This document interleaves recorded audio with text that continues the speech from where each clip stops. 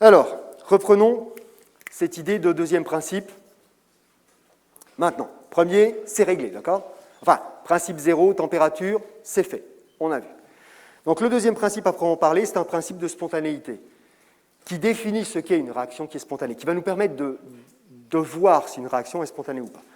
Il y a des phénomènes qui sont spontanés. Vous prenez un marteau ou n'importe quoi qui bouge régulièrement, vous tapotez, là par exemple, ça va chauffer. C'est spontané. On déclenche une bombe, la bombe elle explose, elle libère plein de chaleur, elle détruit tout ce qui se trouve autour. C'est spontané, d'accord? On n'a pas besoin de la forcer, ça se fait tout seul. Vous allumez un feu, il y a du carburant, du comburant, l'allumette, ça se déclenche, ça marche. Par contre, si vous posez un marteau sur une plaque qui est chaude, le marteau ne va pas d'un seul coup se mettre à tapoter ou s'envoler. Ça ne marche pas dans l'autre sens. On n'a jamais vu une bombe qui repart en sens inverse. C'est le gros bazar, et puis d'un seul coup, ça redevient tout ordonné et la chaleur est re-rentrée dans la bombe. On n'a jamais vu une chambre qui se range toute seule. D'accord? Pour prendre un autre exemple. Ça se fait dans un sens spontanément, et pour le coup de la chambre, on a vraiment l'impression que c'est spontané le bazar, hein, d'accord, qui apparaît. Mais c'est proportionnel à l'âge, d'accord? Ça s'améliore avec le temps. Mais dans l'autre sens, ça ne se fait pas.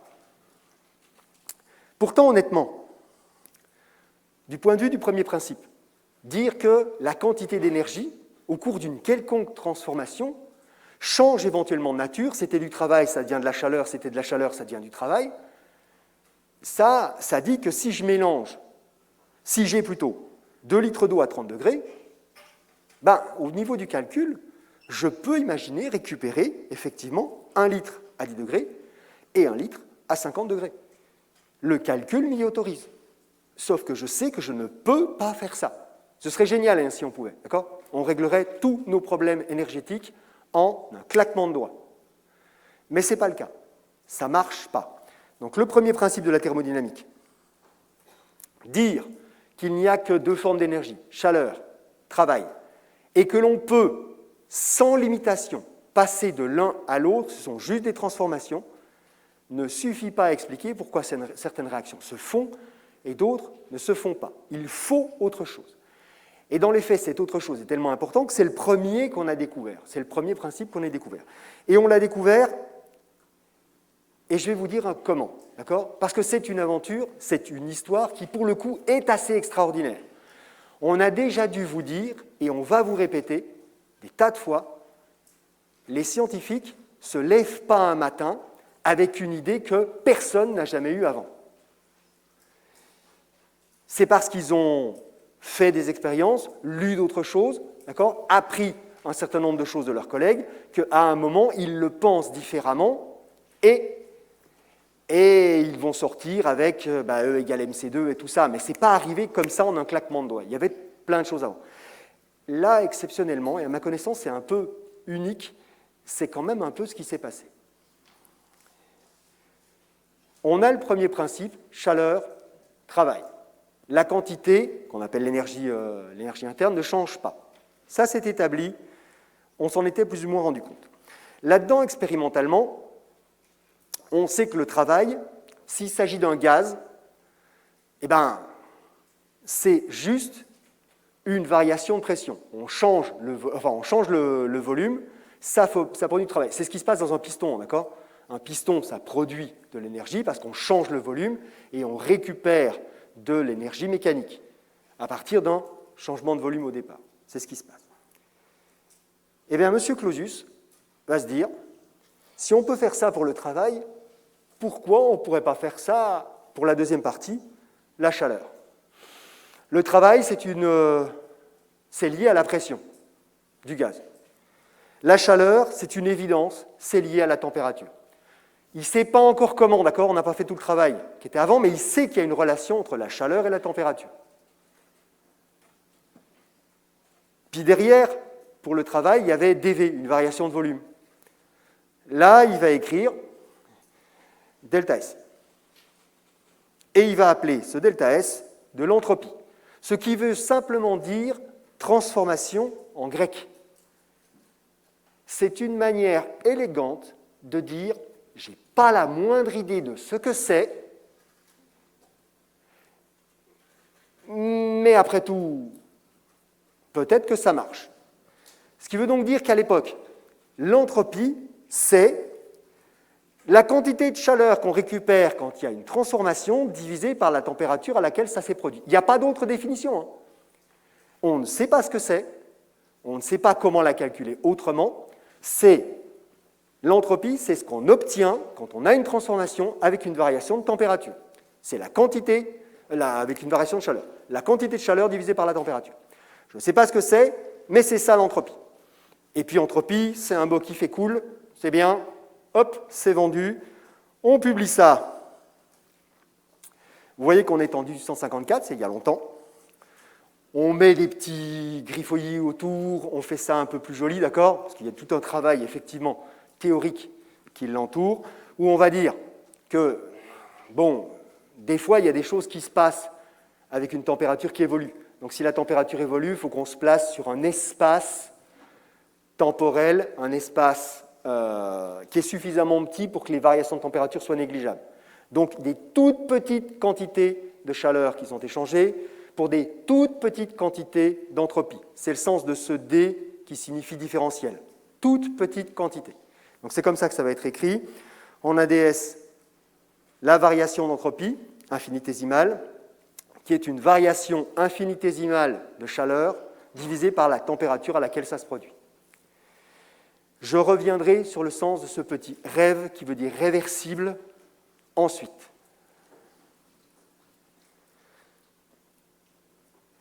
La chaleur, c'est des joules. Les températures, elles sont en Kelvin, donc c'est des joules par Kelvin. Si on a ça pour une toute petite variation, si on veut calculer la variation d'entropie pour une transformation de grande échelle, eh bien, puisqu'on a des différentiels, il va falloir intégrer ces différentiels. Oui, c'est là que ça commence à embrayer sur les maths. Changer de vitesse intellectuellement, on part. Ça veut simplement dire qu'on va intégrer, hein, c'est des intégrations comme vous l'avez déjà vu, d'accord? Vous savez que l'intégrale de 1 sur t, c'est log de t. Voilà, c'est les trucs que vous avez déjà vus en maths, d'accord? C'est ces trucs-là, on ne va pas aller plus loin, c'est ce qui se trouve à l'intérieur.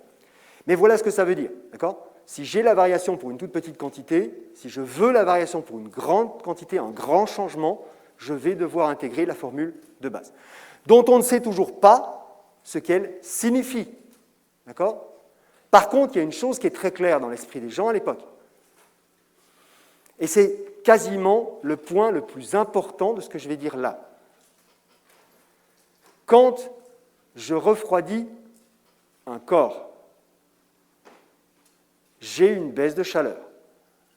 Quand je chauffe un corps, j'ai une augmentation de chaleur. Donc une baisse de température, ça correspond à un delta S qui est négatif, une baisse de chaleur, non, un delta S qui est négatif, une augmentation de chaleur, un delta S qui est positif. C'est clair pour tout le monde? C'est logique, hein, il y a juste à regarder la formule ici. Là, il n'y a pas des maths compliquées. Et on sait à l'époque, et on le sait maintenant aussi, et on le savait déjà avant, que les corps chauds, à plus haute température, perdent, c'est ce qu'on avait au départ, hein, ceux qui sont à plus haute température, perdent leur chaleur au profit des corps les plus froids, d'accord? Ceux qui sont à plus basse température. Et je confonds un peu les deux notions, c'est volontaire, histoire de mettre un peu de doute là-dedans. Mais on parle bien de plus haute température, plus basse température. Et ça se fait spontanément. On n'a jamais vu quelque chose de basse température réchauffer un truc qui est à plus haute température. Ça ne marche pas dans ce sens-là. La chaleur, elle va de la plus haute température vers la plus basse. Ce qui veut dire que le transfert de chaleur qui se fait naturellement, c'est une perte de chaleur vers celui qui est à la plus basse température. Une perte de chaleur, c'est négatif. Ça fait donc un delta Q, ici, qui est négatif, divisé par la température à laquelle ça se produit. Si ça se fait naturellement, delta S est négatif. On ne sait toujours pas ce que c'est que l'entropie, mais on vient de découvrir que quand l'entropie est négative, la réaction se fait spontanément. Bien entendu, il faudra le vérifier des tas de fois sur des tas d'autres situations. Mais ça, ce que je viens de dire, c'est la définition du deuxième principe thermodynamique. Un système qui évolue spontanément doit avoir une variation d'entropie négative.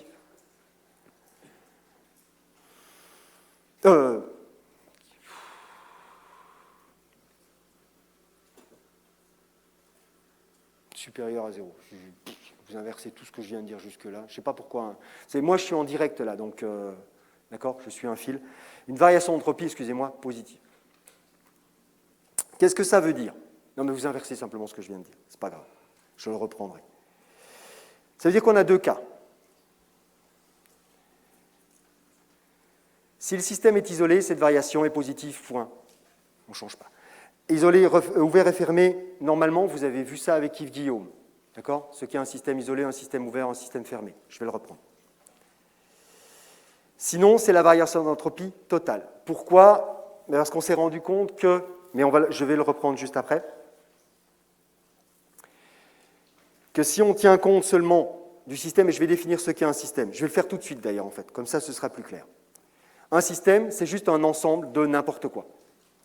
Vous définissez un espace dans l'univers et vous dites, ça c'est le système. Donc, mon téléphone que j'ai dans la main est un système. Mon corps est un système. L'ensemble de l'amphi que j'ai en face de moi est un système. D'accord? Tout ça, ce sont des systèmes.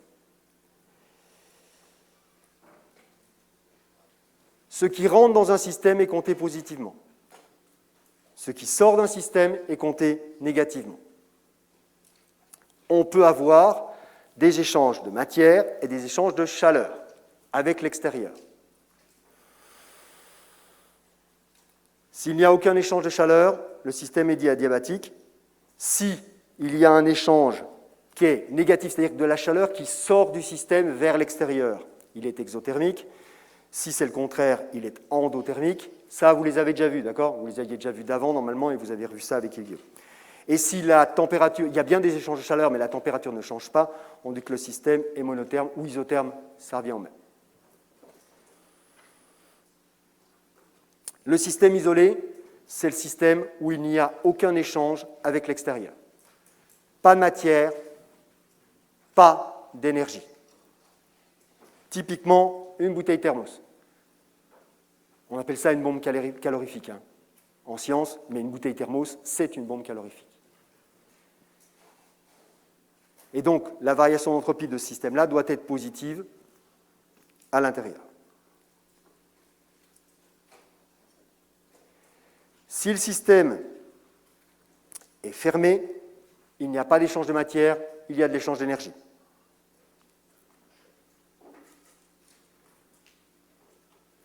C'est un amortisseur, par exemple. D'accord ? Il n'y a pas de matière qui rentre et qui sort, mais on enfonce, ça produit de la chaleur dans l'amortisseur, on détend, ça produit du froid en l'occurrence, d'accord, qui va être réchauffé par l'extérieur. Donc on a des échanges thermiques à l'intérieur. Le système ouvert, lui, il y a tout.